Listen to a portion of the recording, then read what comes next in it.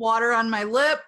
Uh, hello, freaks and weirdos. Welcome to Q TV. I tried to do that on the spot and it didn't work, but it's okay. QTV with our very special, illustrious return multi-guest, Michelle Embry. Yay. Hooray. Thanks for coming back on Yeah. the show. You're my favorite person and subsequently my favorite guest. I love talking about these topics with you. It's awesome. Yeah, I'm excited to be, again, just a listener, because I was just by myself the last episode. It's so much work and organizing to really be able to educate on these topics. So thank you so much for all that you do all the time. I'm trying to find this cover to this book so I can show everybody. Okay. Well, where do you want to start? Anywhere in particular? Gosh, well, okay, why don't you tell us what we're covering today? All right. Well, I'm going to talk to you about a lot of what I'm going to talk about today is coming out of this book. These ebooks. I'm going to try to show you the cover. It's Weird Scenes from Inside the Canyon by Dave McGowan, who's one of my favorite conspiracy researchers ever. Rest in peace. I don't usually get. Yeah, he did, and it's funny because I don't usually get too precious about the deaths of people that like I don't know. I read their books or I listen to their music. I'm like, all right, see you later, whatever. But when Dave McGowan died, I was like, oh, it's such a loss, just because he was really such a thorough researcher, and he was one of the things that he says throughout the book, and he's a funny writer and he's a good writer, and pretty much of a lefty, and so, which I appreciate in conspiracy. You and I have talked about that before, like you get so much like right-wing stuff that you're like, oh, I can't even listen to this. So he wasn't like that, but something he'll say throughout the book is he's like, of course, all of these things can be explained. You can explain all of these things, and he's like, it's really just the concentration of all these points being in one place. Whatever you're looking at it in a conspiracy, there's a pattern. It's all about patterns. And it's like, what do you think about the patterns? And if you really just are like, hey, I think it's random. I think patterns are random. Then okay, that's what you think. Then it's not a conspiracy, right? So I really appreciated Dave McGowan always pointing that out. He's like, of course, shit happens. That's one of the things he says in this book quite a bit. He's like, of course, shit happens. But yeah, like in the interview that I listened to, he was saying like, how it can only be a coincidence so many times, but it's really up to the person to decide how many times is too many for it to be a coincidence. I'm personally like, it happened twice. Something's afoot. But also something is usually afoot. So something is usually afoot. And I think too, like something I find interesting is I think even when you really establish a pattern and you decide like, okay, that's a pattern I find implausible, like something has to be going on here, that even within that, some of what's in the pattern that you find implausible probably is a coincidence. It's probably coincidental part of the pattern. Yeah. So yeah, but I'm, like, I don't know how many coincidences make a conspiracy. Exactly. Yeah, that's a really great question. That's like, how many licks does it take to get to the inside of a cookie pop? Like. Yeah. Well, I can't take credit for that one, but yeah, it definitely was. I mean, that's just for sure. That's just like a really easy way to look at it. Like how many, because it could always just be a coincidence, but like it could always be a coincidence. So anyways, one of the things I like about Dave McGowan is that he was never like, hey, you take it for what it's worth. I'm fascinated and I do this very thorough research and I see these patterns and I see these things that I don't find to be coincidental. I find them ridiculous. And but you take that how you want. So I love Dave McGowan quite a bit, and there's quite a bit of his work online. Fortunately, his daughter has made sure that that she's made sure to upkeep a website with all of his work on all the various conspiracy work that he did. But this is one of his most popular books, is Weird Scenes from Inside the Canyon. which is specifically about rock and roll in the 1960s, specifically in Laurel Canyon. So I'm going to back up a little bit to a couple talks that you and I have had in the past. And one Like of them, personal talks or like things that people could also go watch us talk about? things that people could also go watch. Good point. No, from our past two episodes here. Okay, Correct. yeah, it definitely does. Like this is a series. Like Yes. start with a big picture MK Ultra, then go to the Charlie Manson, and then it's not even a leap. This is just like another thing that was happening at the same time. So Yeah, and in the same place. So, Mhm. all right, is it a coincidence? I don't know. But one of the things that we talked about during the MK Ultra episode is, I said that I think that there's a very real chance that LSD was specifically poured into hippie culture by the CIA. I mean, at this point in time, we can't just narrow it to the CIA. You have secret agencies, secretive operations, government operations all over the world that are connected. You have MI5 and MI6 in Europe. You have Mossad, which like at this point in time, which is Israeli intelligence, but at this point in time has deep connections here. Weinstein was connected with Mossad. So like a lot of these things are right. I mean, what And Anita Jared Dunn? Kushner goes over to Israel and stuff, so he's like all up in it. I'm sure it's basically an annex. So yeah, and I mean, Anita Dunn is Joe Biden's spin woman. She worked for Weinstein. She probably knows Mossad. All that. That's another episode. But but just what my real point is that those are things that you can read about at this point in time, like in the New York Times. Like it's not now you don't have to go listen to crazy like right wingers talk about lizard people or whatever to like get that Yeah, information, the info right? is out there. The info is out there. So anyway, but back in the day, we really here in the United States, I think we were primarily dealing with the CIA and whatever Nazi intelligences, were part of that also. Again, this is a connection that is no longer this, like, I'm not saying anything that you can't go very readily find. They'll tell you on Yeah. Wikipedia. So why would the CIA want to create the hippie movement, and why would they want to dump LSD into it? So that was one of the first things that we wanted from our first episode together that we brought up, and I feel like I'm going to get around to kind of answering that question today, because oddly enough, these rock and roll heroes, these American rock and roll heroes, in some way is a touchier topic than some of the other things we've talked about, because we're really dealing here with sacred ground for a lot of people. And so like I don't want to go at that in some really harsh way that's gonna Well, I'll do it. okay. Because I'm just like, yeah, these are your counterculture heroes, but what did they ever actually do? And who were they What political things did they ever actually do? right? So then that's really what we're going to talk about today. So also one thing I want to talk about too is that a CIA asset does not necessarily have to be someone who like, I work for the CIA, now I'm infiltrating your movements. That is a thing that happens. It's called COINTELPRO, counterintelligence programs. And there are people that do that. And in some ways, I kind of like to look at pictures of like known COINTELPRO agents because they tend to do counterculture really funny. Like they said, like they kind of look like a hippie, but their pants are pulled up too high and their Oh my hair God, not their pants. so that is part of it, but you can also be offered like kind of a deal, and maybe like like you might be, for example, Timothy Leary, who we know was a CIA asset. That's not new knowledge. I shouldn't be bursting anyone's bubble by telling you that.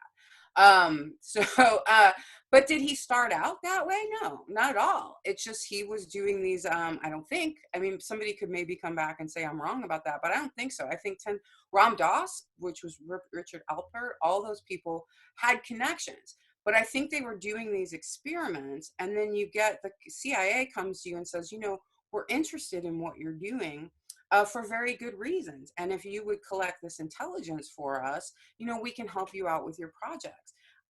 These people don't necessarily have to know that they're infiltrating that they're giving information on a counterculture that's actually reductive to their ultimate goals. It could be that Timothy Leary had really lefty goals in what he was doing, and yet managed to inform on a lot of people at the same time.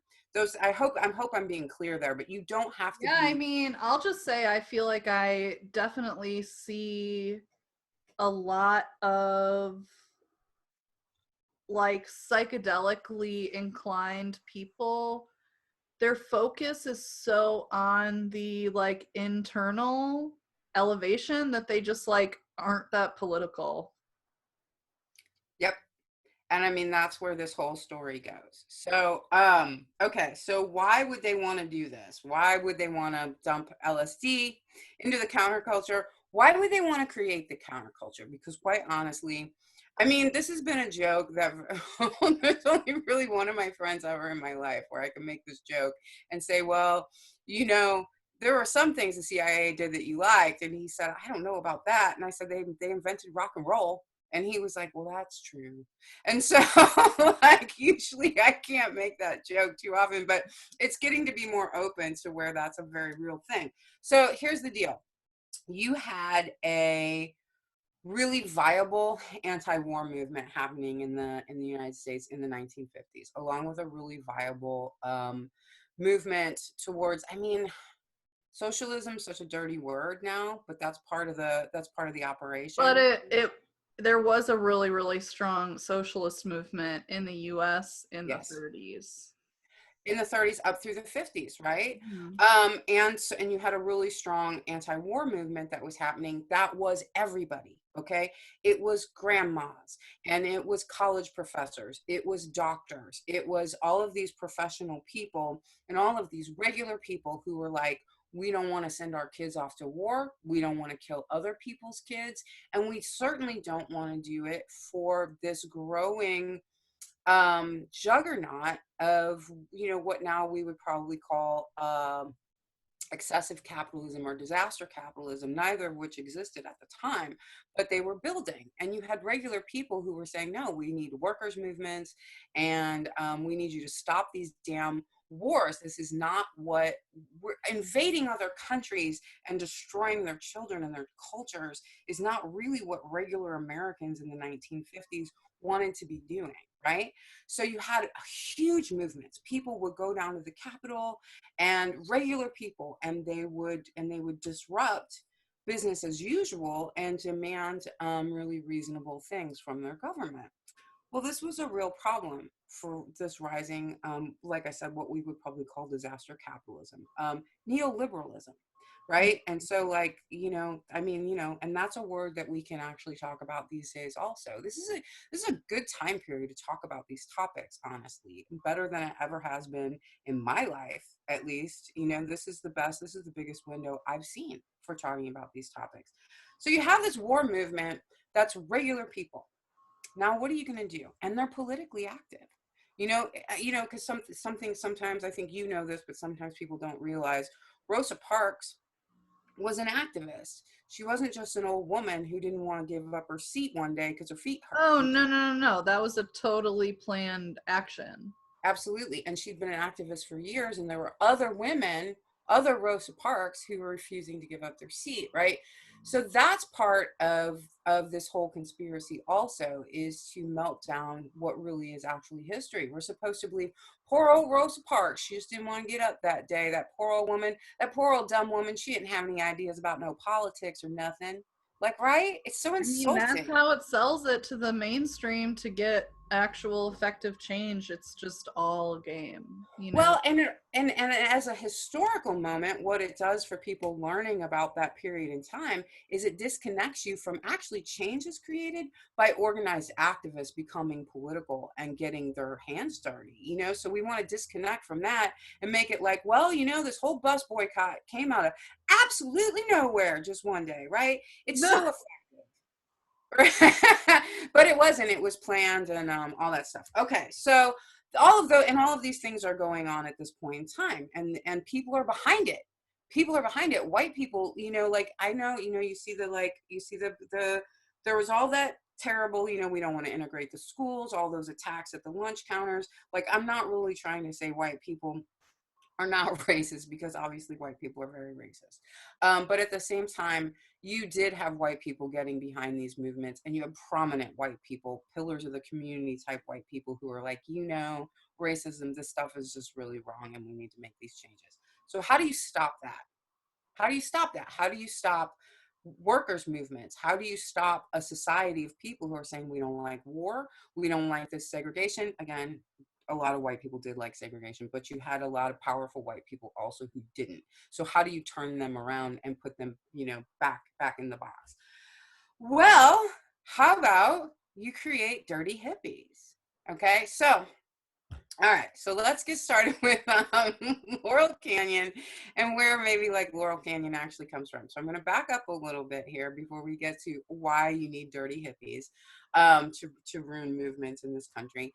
So we're going to back it up a little bit. So Laurel Canyon is a suburb outside of LA, in between the Hollywood Hills, which we're going to talk about Hollywood land sometime too, Callie. Okay. It's between the Hollywood Hills and Coldwater Creek Canyon. Mulholland Drive runs through part of it. So, it's a very famous canyon. I think a lot of people know about Laurel Canyon. And it had been a real hotbed for movies. There were a lot of movie stars out there during the 1920s, silent film actors, things like this. And this crazy death count had already started because Hollywood didn't even really exist yet, in some ways. I mean, the Hollywood sign went up, I think, in 1912, somewhere around there.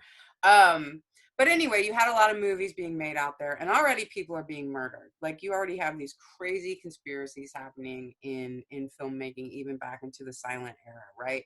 And so Dave McGowan in this book runs down this like death count in Laurel Canyon. That it was just mind blowing. But this is even before the 60s, and I want to quote him from this book because I just think it's like important in some ways, almost magically important. Because I feel when we talk about Hollywood Babylon in the upcoming weeks here, I'll get more into like the magical, the occultic aspects of Hollywood and what's happening here. But I'm just going to lay the groundwork for that by saying that that's already happening in Laurel Canyon prior even to the 1960s taking off from there. So this is something that Dave McGowan says about basically like pre-1960s Laurel Canyon. He says, a white person in this country has about a 1 in 345 chance of being murdered.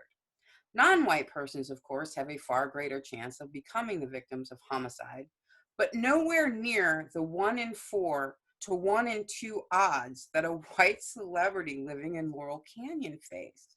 Statistically speaking, if you were a famous actor in the 1920s, you would have a better chance, you would be better off playing a round of Russian roulette than living in Laurel Canyon. So, what? I know. I love those.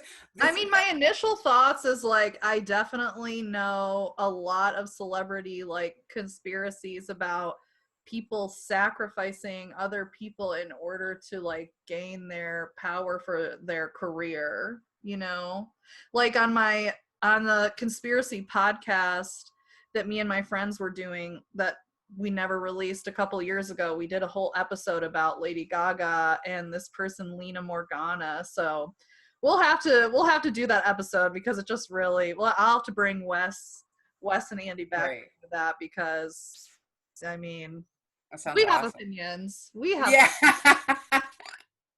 I love it. Right. So this is like pre-1960s. So that's already happening. I love that quote from Dave McGowan, though. And I also feel like that shows you, for anyone listening who's not familiar with Dave McGowan, I think that shows you a lot about his style right there. Like he brings in those numbers and he brings in, some acknowledgement of a variance in privilege in the world and so on and so forth. So I think it's a great quote from him.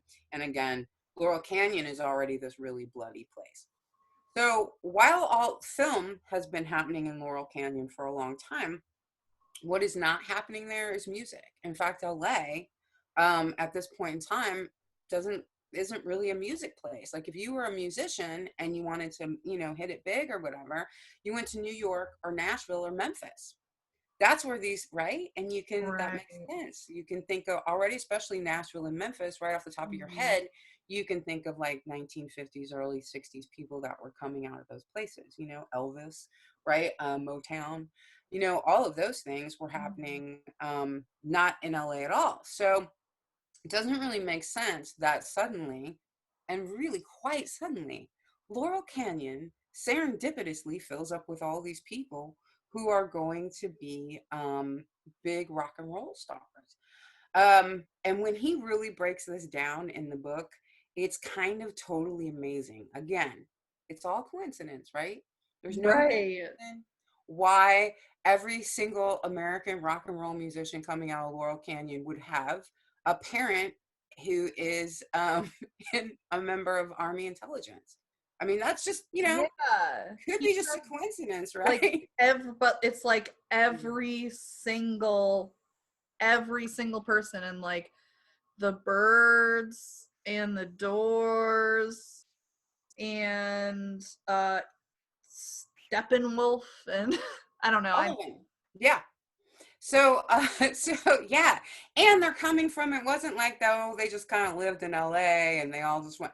They're coming from like across the country. A lot of them started in DC and were actually went to these like army schools on the East Coast. Like Jim Morrison went to kindergarten with Gail Zappa, you know, and so you know, right, like Right. in DC or something, and then they you know kind of wind up here together. Mama Cass was way out there, you know, all these, Oh and he yeah, goes. and they talked about David Crosby from Crosby, Stills and Nash, and listing his family, which are all like the names of his family is all like cities in upstate New York, like Rensselaer and Cortland. Like those are his family names. And I was like, those are around Syracuse, like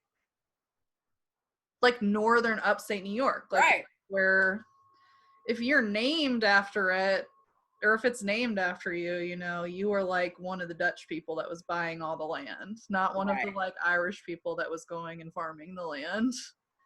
Yeah. Interesting. That's really interesting. Yeah. Old Crosby plays some big roles in all of this stuff.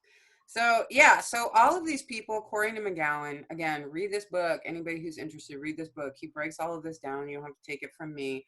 He's got the names, he's got the dates and the times and the places. He's an excellent researcher. So, but all of these people kind of show up simultaneously. They they all have, all of their parents are involved in intelligence operations. Almost none of them play instruments or sing or songwrite or do any of this shit. Okay, so like some of them do, and Right. some of them do, right? Like Frank Zappa. I got no love for Frank Zappa, but you know, like McGowan said in that interview, you know, he was a talented person. Apparently Stephen Stills was a talented person.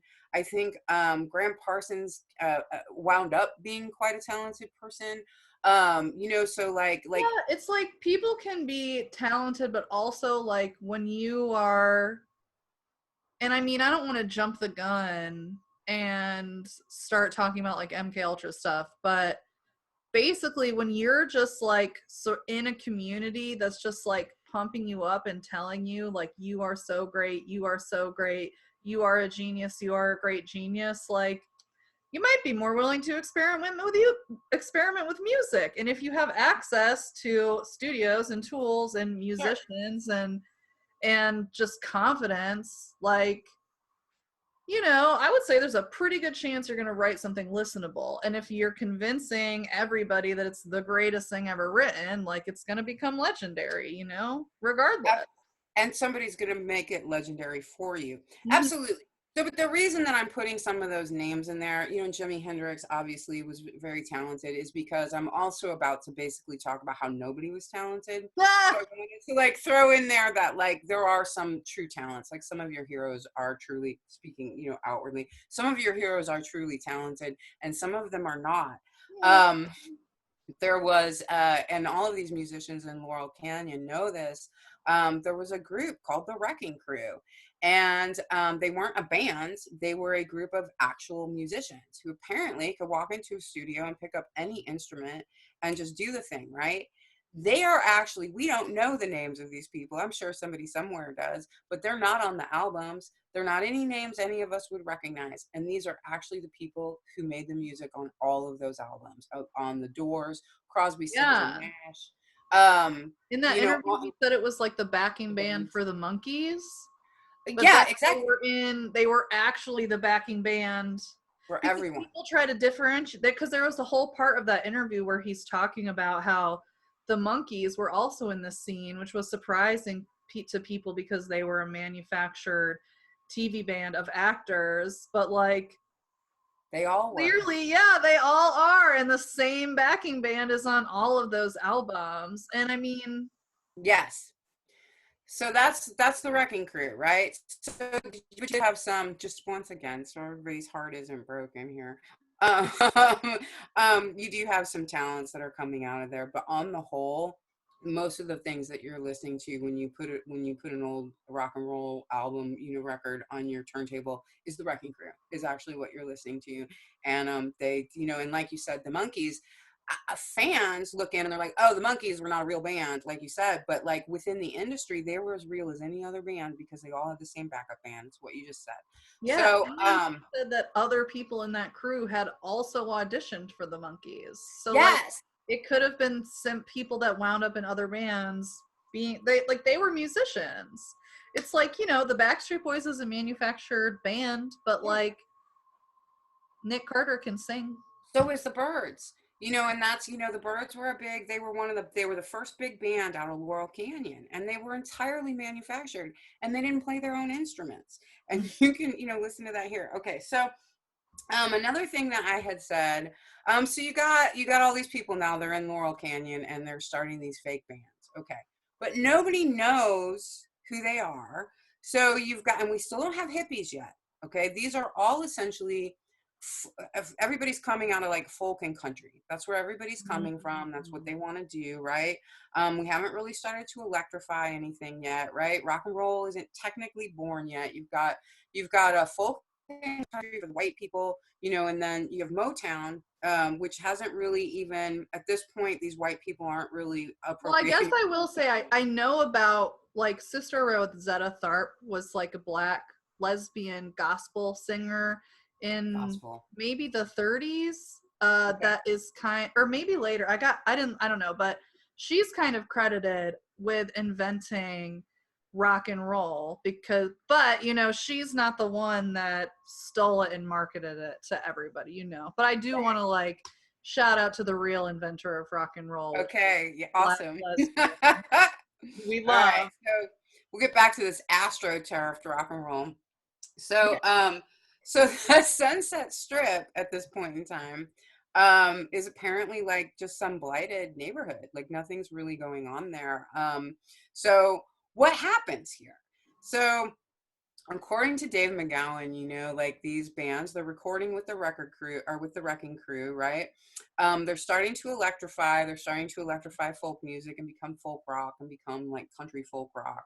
Eventually, Motown gets appropriated into all of this. But as they're building up, they actually suck on stage, so like, you got to see the Doors. That's so funny that you say that, because my dad, who saw all of these bands, and I feel like I'll never be able to send him this video because he's going to be heartbroken, but he saw the Doors and said that Jim Morrison just turned his back to the audience. I believe it. He just straight up turned his back, and my dad would always be like, that guy's the worst fucking singer of all. Well, I don't know, this book was funny for me because it confirmed a lot of things I already thought about Jim Morrison. But I wound up probably liking him better than I did before I read the book, which isn't saying much. But I was always like, I don't get it. Like, what was the deal? Like, like, I know. Like, he could carry a tune and people like to look at him with his shirt off. Like, that was it. But that literally describes millions of people. You know what I mean? So it wasn't really like why Jim Morrison get this, Right. And so, it's like, but you're not special because you're Jim Morrison. You're special because you somehow were chosen to be placed in this role of frontman of the Doors. Yes. And he and Ray Manzarek were film students. and they were film students at like UCLA, and then they basically got the call to go to Laurel Canyon. And apparently, I really had suspected that Ray Manzarek played that, whatever, the organ or whatever, that had been like his childhood thing or whatever, was what I had suspected, but apparently not. Like, nobody in the Doors could play any music.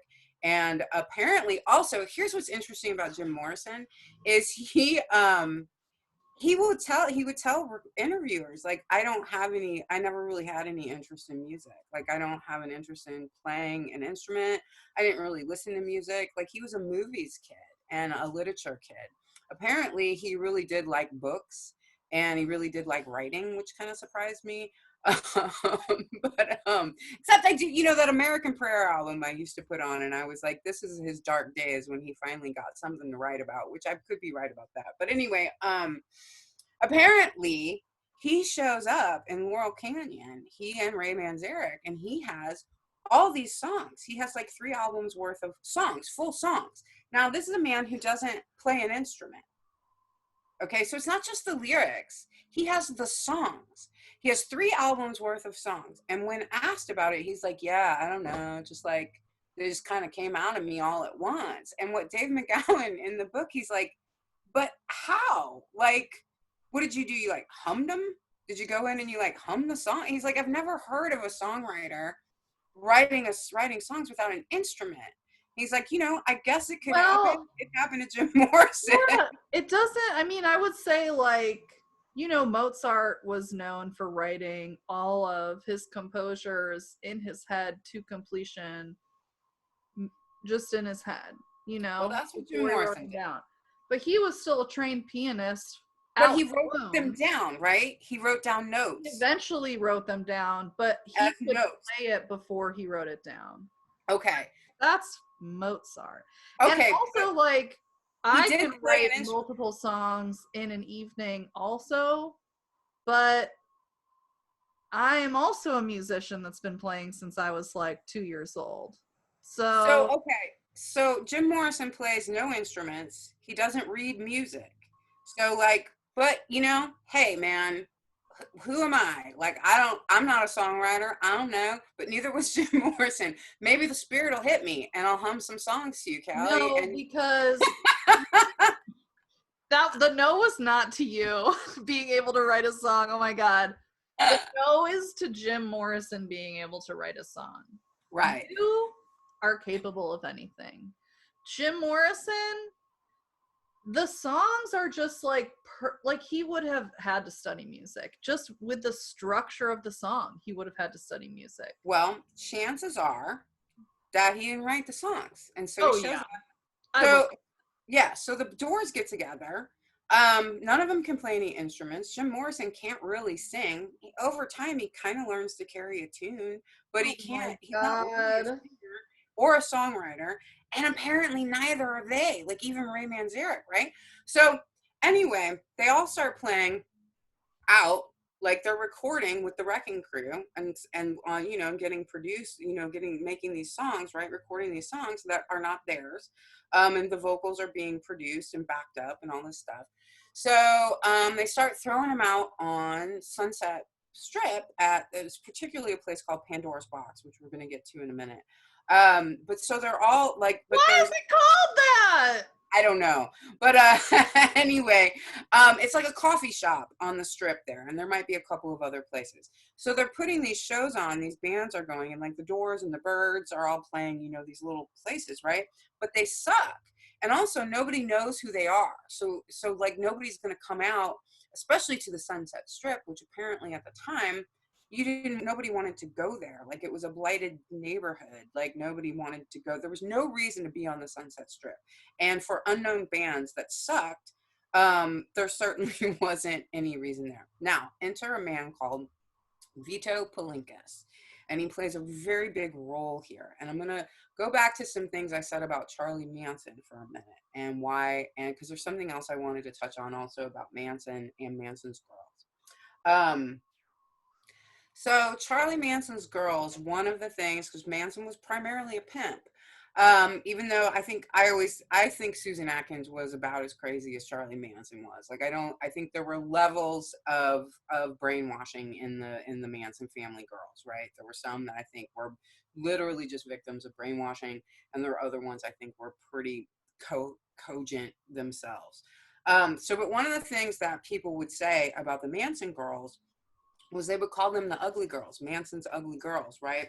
And I think what they meant by that was you had these hippie girls who were hairy and probably didn't bathe very often, Right. right? And they carried knives, like they were armed, and they were high all the time on LSD and amphetamines, right? So, like calling them the ugly girls, I think you're coming out of a time period where you had Hollywood glamour and you had like the girl next door type pinups, and this is what was considered attractive. And I think part of what would be overwhelming for people sometimes when they were confronted with the sexuality and their sexual attraction towards Manson's ugly girls was it gave this power to Manson and to the girls in the kind of male ego, right?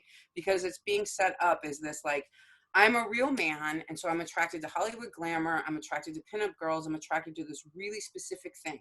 And when I find my sexuality going towards one of Manson's ugly girls, well, that couldn't just be because like my ego won't allow me to be just for sexuality to be wild, right? And for sexuality to be unpredictable. My ego won't allow me to be attracted to one of Manson's ugly girls. So if I am, right? I think it's an important point to make. So if I am, then that means that these girls have this wicked power over me. And Charlie That's how Manson, I get treated as a fat person, honestly. People act like I'm some like evil fucking, witchy siren, woman. like controlling witch just because they think I'm hot. And I'm just like, that's just culture, baby. You can just think I'm hot and not be freaked out about it, you know? I mean, exactly. And I think that that's why Manson's having what was called the ugly girls was so important to the power that people projected onto that. It literally had to do so much with a juvenile male ego and that attraction. Like sexuality is fucking wild. Sexuality does not fit into any kind of box. Whatever. None of us. I don't care what kind of parts you have. Like you want what you want, and there isn't like that isn't and it's only when your ego gets involved in it you're like, well, I can't be attracted to that person. She's like hairy, oh my god, what a witch. Right. So anyway, so I think that that's an important aspect that I am now going to counterpoint that aspect with Vito Palenkas, who is, as his pimpism is incredibly important to the rock and roll creation, and really makes a separate bookend to what Manson did. So Vito Palenkas is a pimp, and he has all these girls who are now you got these really pretty ethereal hippie girls, right? All these pretty white Oh, hippie like girls, yeah. and they are really kind of the first hippies in a way. Okay. So like they're the first ones to put on the garb, all that dress, they dress like fairies. They dress like fairy girls, and they had all this long flowing hair, right? And they were talking about like love and light. And I bet they were very clean and shaven. Everybody talks about Victor Palico's these gorgeous girls, right? We're getting back to that juvenile male ego again, right? And so what's happening on the Sunset Strip is you got the Doors up there and Jim Morrison being like, I rode in on a storm, whatever his fucking dumbass is doing, right? But all these gorgeous Vito Palinkas girls are, I mean, Oh my god. he rode in on a CIA storm. Ooh, I'm going farther than I meant to. Sorry.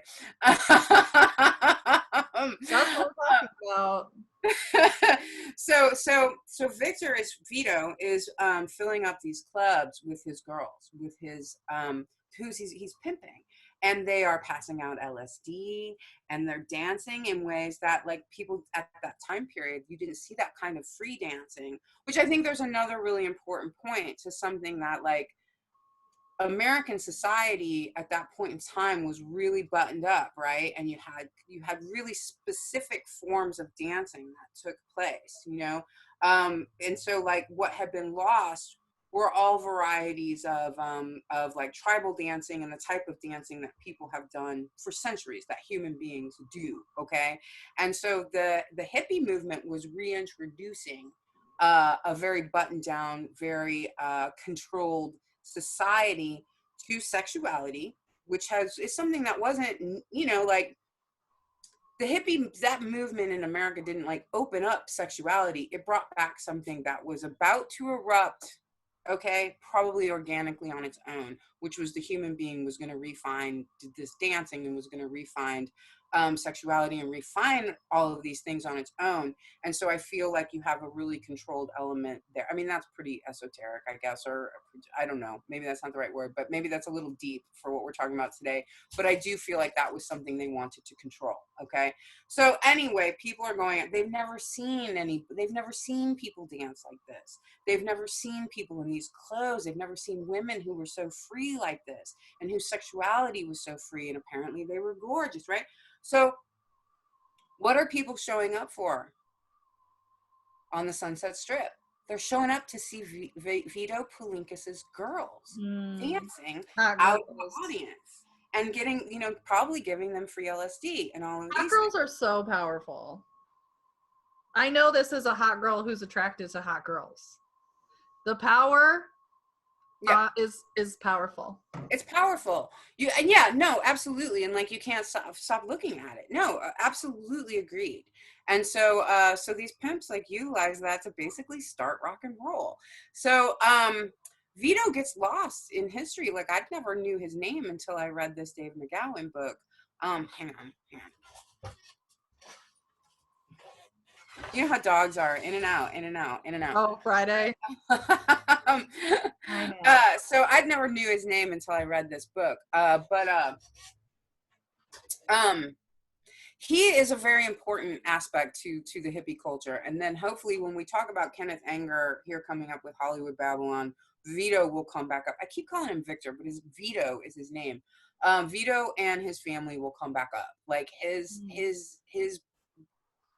role in these conspiracies is pretty large. And he's also connected in these ways with this, and I'm not going to get big into this today either, but involved with this Satanism underground, which is really not as much religious as it is just like a theatrical aspect of things happening. But it goes back to what I was saying about the magical bloodshed in Laurel Canyon that was already happening. And he's part of that. Okay. So he's in there bringing everybody down to the Sunset Strip. And that's really, and like at this point in time, nobody really knew the word hippie. And, you know, really, I just started thinking about this just this last few days. I always kind of figured that hippie came from, it was a shorter version of hipster, right? So the hipsters, and you call them hippies. That's kind of what I thought. But then I've been thinking more with this Vito Palinkas stuff and his girls, that they had this, like, they were frequently referred to as gypsies, you know, which they weren't. But that's, you know, that was an aesthetic that they were pulling off or whatever. And I started thinking, is that really more? But they were dancing with their hips, right? Gypsies, hipsies. Anyway, I don't know. I don't know about that. It's just something the last few days I started thinking about. Maybe that's even more of where the word came from. But Palinkas' wife is actually considered to be the first person who opened a store, a boutique for women's clothing that was had the hippie style. Okay, so these people were very instrumental in starting that style, the form of dance. These sexually free, unattached women, however you want to put that, women who didn't have husbands or boyfriends, who were willing to give you drugs and have sex with you, that which all became part of what was then expected of any hippie girl or any hippie woman, right? You know, would be this kind of free access to the poontang, you know what I mean? So, anyway, so that starts this whole kind of sexual revolution, right? Which would be a whole other episode. Okay, so at this point in time, this is how these bands are starting to rise up. And so everybody's starting to come down to the Sunset Strip and see these things going on. More and more musicians are pouring into Laurel Canyon. You have simultaneously, well, later on, you know, it moves to San Francisco, and that's, you know, people call 69 the summer of love. Actually, it was more like 67 at the time. People considered 67 to be the summer of love. But I'm skipping ahead a little bit here. This is earlier. Well, not that much, really. This is like 65 that I'm talking about here. This is this time period, you know? Okay, so I want to read a couple of other quotes to you that come out of McGowan's book. Because everybody starts coming there. There's something about wear a flower in your hair, and so they're actually beckoning, you know, kids to come out to the West Coast, either to like the, you know, out to LA, and then later it becomes like, hey, Ashbury, and they're like, put a flower in your hair. So basically, like you have these pimps who are like, hey, girls, if you want to be part of this thing, you know, make sure you signal us with that flower in your hair, right? I mean, it's really like, it's pretty sick when you really think of it that way. All these pimps are like, just let me know who you are, baby. All right, let me know. Put that flower in your hair, girl. So apparently that song was a big one.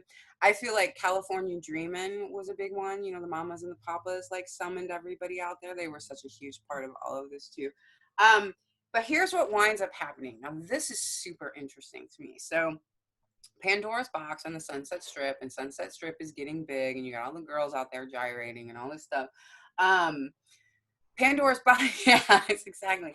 Pandora's Box gets shut down. Like the police shut it down, probably drug rated or whatever, right?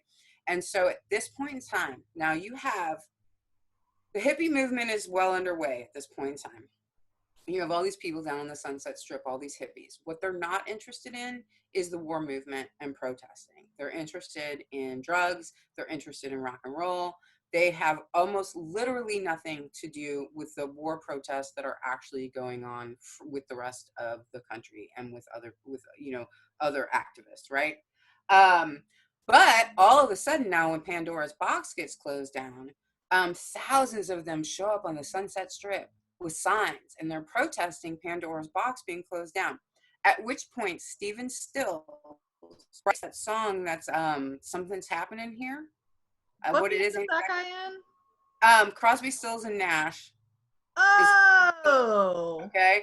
And Stephen Stills, who is a professed right-winger, by the way, which they don't think they had that, but he was a conservative. And one of the Why did Neil Young join that band? Oh, Neil Young. That's another interesting story too. And Neil Young is another talent. I want him to be good. Neil Young is, there's a whole thing that goes on with Neil Young too, but he is truly a talent. We can, I'm not going to give him the same beating I'm giving Jim Morrison. That's the only one I care about. In this whole thing, the only adjacent like white dude from this era musician that I care about is absolutely Neil Young. I want him to be pure so bad. He's not pure. But he is a real musician. I'm sorry. Well, he had that kid fell out the window. You're going to find all kinds of kids falling out the window. That was Eric Clapton. Oh, I'm sorry. You're right. That's Eric Clapton. My bad. But Neil Young does come up in a lot of this. Neil Young was a huge fan of Charlie Manson. Neil Young was like, this guy's phenomenal, right? So, talented people have horrible taste sometimes. That's true. But, this whole thing makes me wonder really, because apparently Charles Manson was recorded many, many times. Yeah. And all of those recordings are destroyed. And people really liked him a lot. People really thought highly of him. I think Manson, unlike a lot of these other people, Manson could play the guitar and write songs. No, he couldn't. I'm sorry, Michelle. I disagree. Well, hang on. I guess he physically could. Hang on. You don't have to be a good guitar player to be able to write songs on a guitar, right? And that's so I think true. I forgot that we're judging this against people who literally cannot sing or write music. Right. So I think Charles Manson actually could do those things. And I think that there were recordings made. We don't even know, Callie. I hate Charles Manson. I'm not trying to make some kind of. I'm just saying that I feel like his songs and people liking them is proof of how many drugs they were on. Well, I wonder this. Here's what I wonder. Since we don't actually know, we don't have any of the recordings of Charles Manson's songs, I've heard some. I've heard at least one. fine, but we don't have, he apparently has hours and hours and hours of stuff that he recorded with Stills, that he recorded in like with Terry Melcher. Like he was going into professional recording studio. Melcher came out to Spawn Ranch and recorded him. We don't have any of those recordings, right? Nobody's ever seen those recordings. So here's my question that we'll never answer. We can't answer it because all the recordings were destroyed. How many rock and roll songs were actually written by Charles Manson? Well, Neil we Young, know the Beach love the Boys guy. one. We know for sure that Beach Boys song that he We wasn't. know at least one, but I just am, you know, we'll never know. Neil Young loved him though, and Neil Young was a real musician. Neil Young knew what he was hearing, okay? You're And he blowing loved my mind right now to think that some of Neil Young's songs could actually be Charlie Manson joints and how actually realistic that seems. I'm sorry. I'm sorry. Now I I'm know. like, I have to look up dates and timelines to know which albums are safe. Yeah, how could you though? You can't anyway. But we don't know. We're never gonna know. They I'm destroyed like all literally those about to go look stuff up, and I'm like, okay, okay, so okay, so back to Stills and that Something's Happening Here song. If you know the words of that, what it is ain't exactly clear. Something's happening here. I can't do it, but what it is ain't exactly clear. If you look through the lyrics, right, it's traditionally known as one of the premier protest songs of that era. It's considered a war protest song, that's talking about, man, all these kids are coming together, something's happening here, what it is ain't exactly clear. Okay, it's not about that. It's about these kids protesting the closing of Pandora's Coffee House on Sunset Strip. And Stephen Stills, who wrote that song, okay, by the way, he was like, I don't want to be some protest band. Like, protest bands are stupid. Like, protest is stupid. Like, he was a staunch conservative, just like Frank Zappa, just like Alice Cooper. Like, all these people, like, all these people are like, they're establishment conservatives. Like, they're not into any of this stuff. So Stephen Stills has the reputation for having written the most famous war protest song of all time, when he will tell you himself it's about a fucking hippie coffee shop that shut down. Oh And he my doesn't even think he's protesting god. is stupid. Okay. So I like that one. I like that story. But here's something. So Abby Hoffman is somebody I like a lot. Abby Hoffman was an activist. And are you familiar with Abby Hoffman at all? Abby Hoffman was a real activist. We could go into him a lot also, but he was kind of pre-hippie activist. And he said something about, you know, and he got into the whole, not so much, he never became a hippie, but he got into the celebrity of it a little bit eventually, but because that's how they sucked him in. Some of these activists, you suck them into like becoming this like,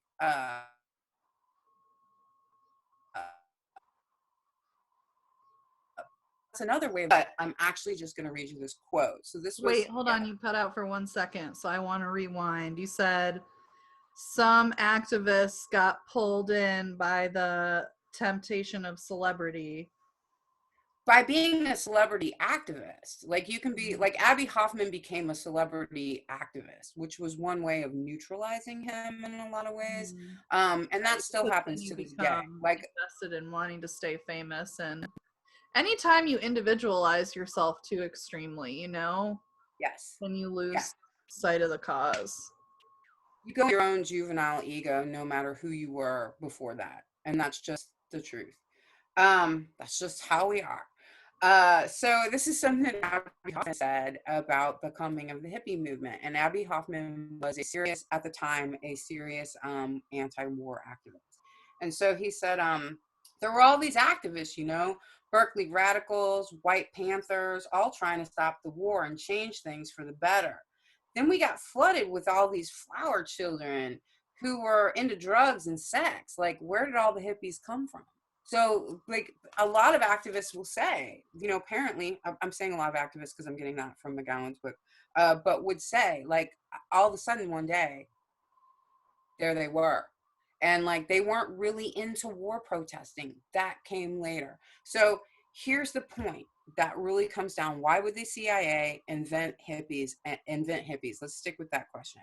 Because you had a society that was starting to have a really huge movement against war, which the neoliberals absolutely have to have war. Disaster capitalists absolutely have to have war.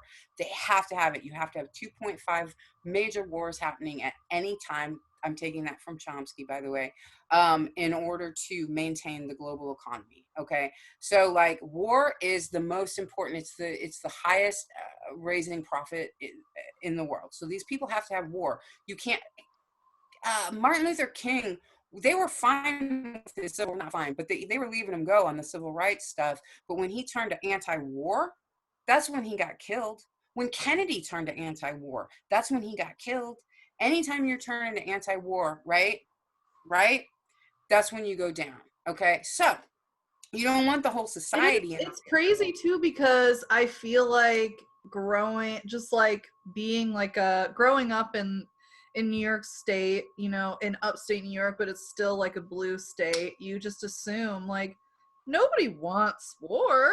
Like nobody wants to be there. This is just an accident, you know? This is just happenstance. So it is kind of just like, wow, to have it all circle back to that, you know. Well, even the ending of the draft, it was a way to neutralize anti-war activity.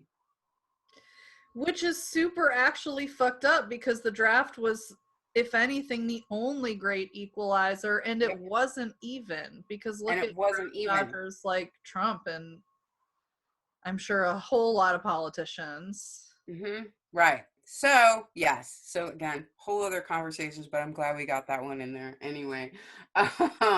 Yeah, so the neoliberals want this war. So now you take it in. Now you finally got the hippies. Now Stephen Stills, the conservative, writes a protest song about a freaking coffee shop. Okay. That blows my mind. That is really, yeah. Right. And so now some of the hippies start getting involved in anti-war protesting. And this is where the fix can really go in, because it's like, what, you're like them? What, over here? Over here? These drugged out kids that just want to fuck all day and they don't understand anything about labor, and they don't want to work. They don't want to trust anyone over 30. And that was the adults with the youth, because the youth is, you know, an incredibly strong force for change, obviously, and like, but the youth don't have as much power as older people. So if you're equating also the movement to youth and making any kid who is trying to explore counterculture suddenly like this political enemy, you know, their parents who can control what they do aren't going to let them do the protesting, and they're not going to let, right, and the parents are not going to want to be part of it. And then the whole, like I said, like the don't trust anyone over 30, that's such a clear like COINTELPRO message, you know, right there, to separate the generations. Like I can go on for a long time about, because we're really obsessed with the generations now. Boomers, Gen X, Zoomers, millennials, like we're obsessed with that stuff. And part of that is to just put us on different shelves and to disconnect us. There were plenty of people from what we would call the silent generation. I don't even know if they talked about this stuff back there then, that were anti-war. So there was really no reason to cut the youth off from the their parents' generation. Like it only makes sense if you're coming from like a COINTELPRO aspect or COINTELPRO plan agenda with that. I'll throw that out there. This was actually, I'm going to quote Peter Coyote here, who was apparently, I didn't watch this documentary. I guess there was like a Netflix documentary on the History Channel. I wouldn't, or whatever, not Netflix, but something on the History Channel about hippies. I wouldn't have watched this. So this is why I had to read it in Dave McGowan's book. You wouldn't have been caught dead watching a History Channel special on hippies. Hippies, it's aliens. That's what the was saying. Totally. But anyway, Peter Coyote apparently said this in the documentary, and he said some on the left even theorized that the hippies were the end result of a plot by the CIA to neutralize the anti-war movement with LSD, turning potential protesters into self-absorbed nasal gazers. And I think that's really important. Okay, so the one thing I really mostly want to get into today, the last thing I really want to get into is why LSD? Why was LSD? Because this had come up in another conversation you and I had on camera that other people can go watch. It's like, well, but aren't all these good things that can come out of LSD? Absolutely. I'm a big proponent of like using LSD, MDMA, mushrooms, all of those psychedelics to like repair mental health. I fully believe, particularly mushrooms and MDMA, I believe can repair the mind. But I also believe that there are enormous advantages to responsible use. God, I really am in my 40s now. Responsible use of LSD. But why? So what? Why use something that makes you feel like you love everyone? Why would that be something that the CIA would want to flood the youth with? Well, here's why. That freaking age of Aquarius, man, okay, which is coming out of like so many cults. You got so many cults going on. You got this thing called the Process that's happening, that's a precursor to Scientology. This new age movement stuff is all, it's all just mindfuck shit, right? So this age of Aquarius, let's put on our little hippie things now, right? Now, even though sometimes we go out and protest, we know that doesn't really matter. It's not about that, man. The age of Aquarius is coming, and we're all just going to like, you know what I mean? The age of love and light is coming, right? And you can see how that's gone, right? Right? This is why you Let's want to do a bath bomb. Yeah, let's do a bath bomb. Let's do some self-care, because like politics doesn't really matter. Oh my God, it's all rigged. And we don't want to go out in the streets and protest. We don't want to like get serious about this. It is really crazy how many people I know that are like self-care advocates who like don't know anything about politics. And it's like, you are a selfish care advocate is really it. Well, and it's generations in the making at this point in time. Like if we really go back to you take it back to this mid-60s thing where, and you know, this is all MK Ultra stuff too. This is all involved with, you know, and Lyndon B. Johnson and Hoover opened back up COINTELPRO to go after the hippies and like blah blah blah blah blah. I mean, it all gets so convoluted. The only thing that after the hippies that they created. Yes.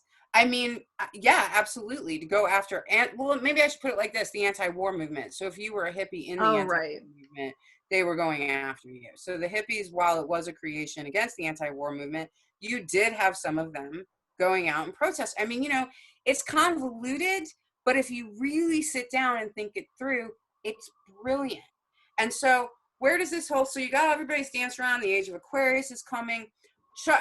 Right, you know, right? So it's not as much about politics, man. You know, just put a flower in your hair, man. You know, right, man?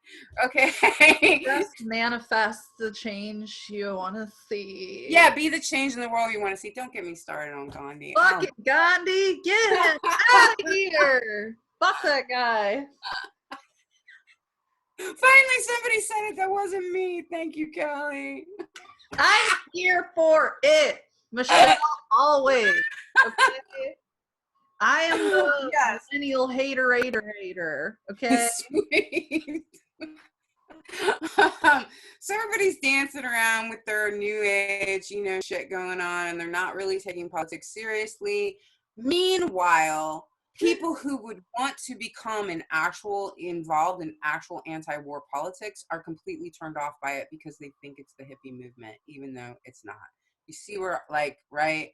I mean, this shit's really brilliant. Oh, and then especially now, we're going to put the clincher on it between Altamont, which we're not probably going to have time for today, but that's a good one. We can talk as long as we want.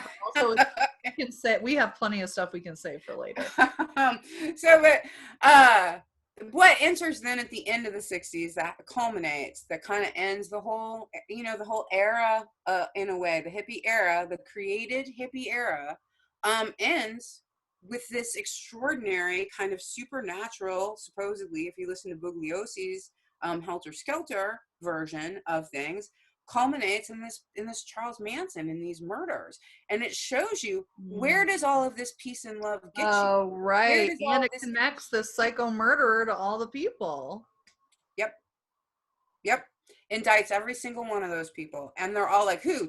Charles Manson? No, he might have been here once. It's all bullshit, Callie. They They all were knew him. They bros all with did him. drugs with him. They all fucked his girls. Like, you know, like they probably sang his songs. Who knows how many times a day you hear a Charlie Manson song at the grocery store? I'm just saying, we don't know. Is it crazy enough? It's So creepy, anyway, and it's creepy since, like, you know, in the like video we were doing last night too, and just talking about like audiomancy as a concept, which is not right? complicated and is not unusual, like using songs to cast spells, basically, to say it in the literal most basic way as possible, you know? Mm-hmm. And Charlie Manson had like some real evil energy. So like, even if that dude didn't really do it intentionally, like that dude is, his words are powerful, clearly, very manipulative, clearly. Mm-hmm. Who the fuck knows what he's trying to say and get me to do in these songs? And Absolutely. I mean, he had a way about him. Everybody says that. And you know, we had talked about this before, that Manson was in jail in Joliet, Illinois, and he was getting out, and he said, "Is there anything I can do to stay?" Right? You know, which would definitely be like, if they were like, "Well, actually, yeah, you could stay in the system if you work for us." He had no parents. He was a vehement, you know, racist.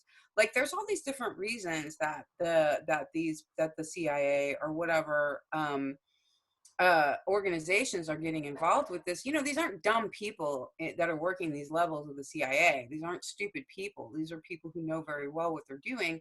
And there's different things that they're looking for. And they're looking for people who are disenfranchised from their community and their family.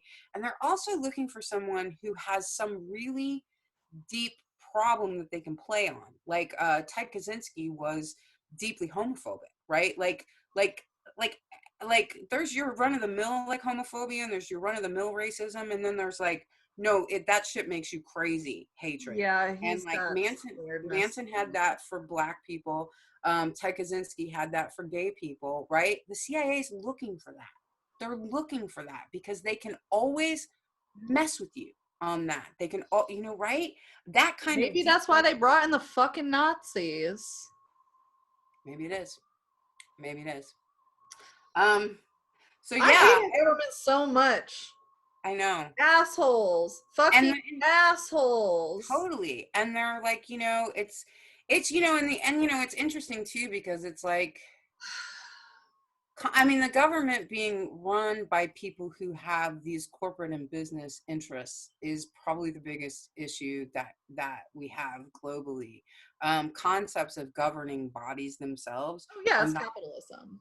Yeah, for sure. I mean, concepts of governing bodies themselves are not necessarily. There have been good governments in the world. There have been good kingdoms, probably, you know, in time. It depends on the king. It depends on the government. Governing bodies in and of themselves are not necessarily malevolent. But they are, if they are connected in these ways. I mean, you know, that's a big statement for me to make as an anarchist, but I also want to like come in on, you know, I want to come in and say that like even my own political beliefs are not really that we're all just going to go like run a fucking muck. You know, that isn't really the way that I see things. Like, I Well, believe I would think, you know, it's like, I feel like I kind of go off on this in the Bohemian Grove video, but it's like, just because you don't have a government doesn't mean you're not being held accountable. It's just like, who's holding you accountable? And like in right, intentional communities, it's your elders who exactly. we're trying, like, intentionally being separated from through these like cultural divides, you know, where Mhm, like it's just not like that. It's like the exactly. social, political, moral divides are real, and like the age divides are not real. I definitely can see how age can be a tool, a exploitation tool for younger people, specifically like youth and younger people can be exploited by older people based on that inherent dynamic.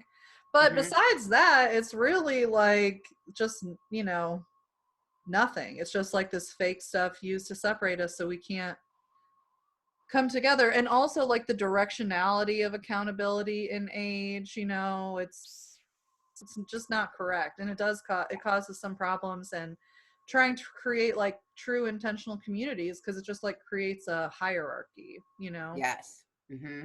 Anyways, rant. Anyways, there's all that. But definitely by the time like 69 came around, you know, they had, with the Manson murders and all that, they'd really capped anti-war movements. They'd really capped ideas of like of communal and intentional communities and living like that. Like they'd put a real fork in the experimentation.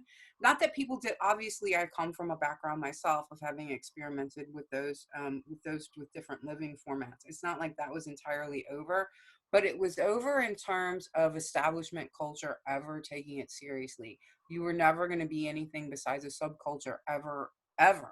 And they put a fork in that, you know, because what are you, Charlie Manson? You want to live in an intentional community? Like you want to, you know what I mean? Like, right? You get what I'm saying. It's not that I mean, those you saw, like, if you watched or even just know about from being alive in that time, the what is the name of that community?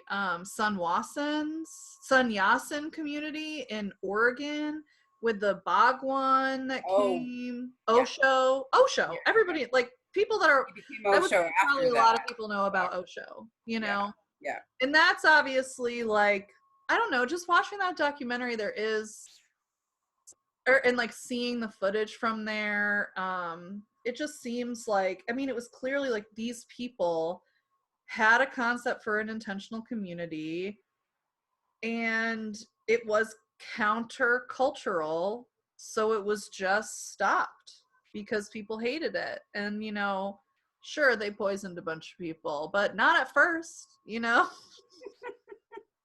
Yeah, right. I mean, yeah. I mean, I can go on about that whole thing too from that Maybe we watching should that. do an episode about Osho. Well, since I feel like Yeah. we probably know it from such different sides, I really only know it from this Netflix documentary. I honestly do also. I accidentally watched that documentary and I was like kind of traumatized by it. I was No, not traumatized. like, No, but yeah, that's I don't know. I hope people check out Dave McGowan, and he did more than just Laurel Canyon. He did a lot of other conspiracy work. I think he's really good. This book is great. It's a great read if you don't mind like you're there's here. like two other things I want to talk about too Yeah. before we wrap up that were just Okay. like thoughts that I had. Okay. First is, I feel like hippies could also be a way to separate conservative working class from radical working class who are not that separate, you know, because, you know, you can be conservative, you can be radical. If you're working class, you have the same struggles in a ton of ways. And it's just a way to separate, you know, keep that separate, you know, because there's so much fucking overlap between radical views and conservative views in a way that's super annoying, because the cultural divide is really shoved and forced on us from both directions. Like, Absolutely. I still see, wait, sorry, what were you saying? Well, just our aesthetics. They pull you like go on. No, it's Yeah, go and on. in like the generational just cultural criminalization of the South. Like, everybody in the South is ignorant. The Yeah. South is so racist, like the North is not racist. It's, and like the South, it's so, Oregon was the most racist place I ever lived. Oregon was literally created as a white supremacist state for Totally. white And it flight. shows. It's Portland, Oregon is like 98% white. Oh, that's incredible. Like That's literally incredible. 98%. So I still see, you know, through the corona crisis, Hmm. people talk about the South and specifically talk about New Orleans, where I am. If anybody watching this doesn't know that, Like, it's stupid and backwards and doesn't care. And it's just like, that's literally not, it's not true. It's simply not true. Anyways, that was my first thought, how that is just like a way to keep the working class separate also. I think you're right. And my second thought was basically that I feel like, you know, MK Ultra is all about mind experiments, right? And seeing what they can do with the human mind. And I would not be shocked at all if there was something done, because these dude musicians are not that spectacular. But okay, as somebody that is a musician, you know, I had a band that was very, very pop, like a buzz band for a little bit, you know, but like I just saw firsthand how, like, basically if I was able to have the confidence of a white man, my band would have done way better, you know? And like, I am trying to get, I am like trying to embody some aspects of those like asshole confident white men, just because like I want people to like take me seriously and listen to me because I'm smarter and better than those stupid white men that they listen to, you know? But basically I just could really see like how could mind control be used in this situation? It's literally like I could see some mind control techniques just be used to give these people more confidence, basically. For sure. Especially because Jim Morrison was notoriously had stage fright, you know? Yep. But it's like you still played a bunch of shows to a bunch of people, and just having the energy to, yeah, to do all that could just be like mind control manipulation to give you confidence. But also, like, all of the music industry is literally just about connections. Like, music is fucking great. Everybody loves music. It's not easy to write a great song, but like a lot of times if you're just banging on something, like somebody is going to move their body to it, you know? So it's not really a difficult way to manipulate people. And, you know, back to like the Bohemian Grove thing, like, you know, this is going way, way, way back, but like using communal music gatherings is just a really, really good way to get people like feeling a community, you know? Mm-hmm. Well, that's what the Grateful Dead was all about, and there's very much that's out there to show you that Garcia was certainly connected. You know, That the most Grateful Dead obsessed person I ever met was the dad of some girl I went to college with. And I remember like staying over at her house because we both lived in upstate New York. So we were like driving back from college and like took a night and spent the night at her house before we drove me back to Syracuse. And he had this entire, literal entire room, like floor to ceiling, filled with like CDs and tapes and DVDs of different Grateful Dead recordings. He was also like extremely, extremely conservative Republican. you'll find that a lot. Ann Coulter. He loved Ann Coulter, and Ann Coulter loves the Grateful Dead. Yep, you'll find that a lot. It's not a coincidence. You know, it's none of that's a coincidence. It's just wild because you think that like the Grateful Dead is supposed to be representative of this like counterculture. It's just not. I mean, people liked traveling around and taking drugs and fucking, you know? And I mean, like, you don't have to be, I mean, conservative warmongers like that shit too. You know, I mean, it's not like it. Yeah, and it really, like, I honestly, like, I think doing drugs and partying is extremely awesome and important, and everybody should do it. I think all drugs should be legal. I think that harm reduction should be the thing that is in place, not banning drugs, but like making it so people can use safely, you know? I mean, I'm in New Orleans. People are overdosing here all the time, and those people are like good, fun people who don't deserve to die. Like, we're just fucking partying and having a good time, which is a beautiful, important part of the human experience. Somebody's playing a trumpet outside my house right now. There you go. Look at what just happens, you know? Yeah, Oh, beautiful life. But I miss that about New Orleans. I know it's, Everywhere, you all hear the time. it? I can a little bit.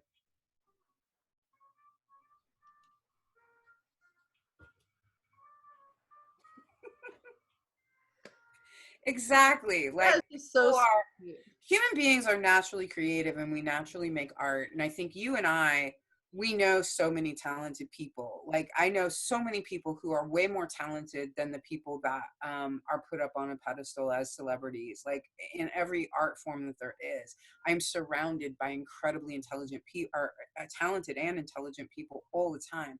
So really, so it's clearly not talent or drive or craft that makes. No. And I think you have to really be not only an artist yourself, but someone who's embedded in art communities in a variety of ways to know that. I know a friend of my mother's once, a few years back, said to me, "Oh, I had this friend, who played the guitar, and he was so good. He could have been on a stage if they ever would have just known he was there."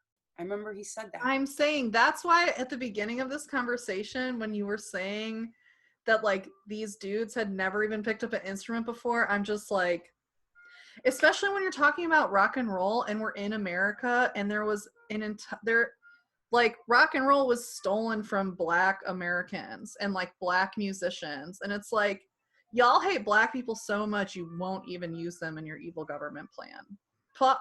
It's just mind blowing to me. It's Like, mind blowing. oh my god, I have to open the window so that we can hear this better.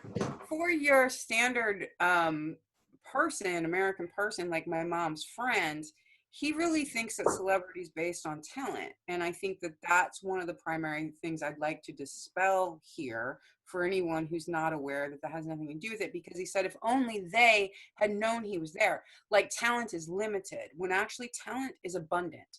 And Yeah. right. And that's part of what that's part of the ruse, is like, oh well, these people are up there because they're very special, but they're not. And if you live your life in around artists at all, that's one of the first things you're going to notice. Yeah. Yeah. And I There's mean, like and immense like, talent everywhere. right. And Like, even our little video last night, like of all these just like internet freaks at their house during all Corona, around the like world. together all over the world, just coming together to do this little show, and it's like everybody is so different and everything is just so nice. So good. Exactly. No, that's exactly it. Oh, I'm sad the trumpet stopped right as I went to open the Right window. as you open the window. Oh, thank you for talking to me today. Obviously we're going to continue talking about this topic, but I know, I love it. We're gonna have like a whole series, basically. we are going to have a whole series. I want to talk about the Hollywood Babylon books next. But then I want to circle back and talk about the PMRC and all that kind of shit. Wow. Well, I guess I'll stop our recording, but I still want to talk to you, so don't hang All right. up. Okay, well, thanks to everybody who watched. I'm assuming we're gonna do this as a premiere, so I'm also thanking everybody who I know is gonna be in the chat, who are, again, I will say, anybody who watches these videos and anybody who is in the chat, I will marry you. I will marry you. I am in love with you, and I will get married to you in the quarter when everything opens again. Yeah, I just so appreciate anybody taking the time to watch these videos, and I'm glad to be able to provide anybody any sort of entertainment in these uncertain times, which I also decided I'm going to come out with a newspaper about my anxiety and call it The Uncertain Times. I love it. And on that note, see you next time.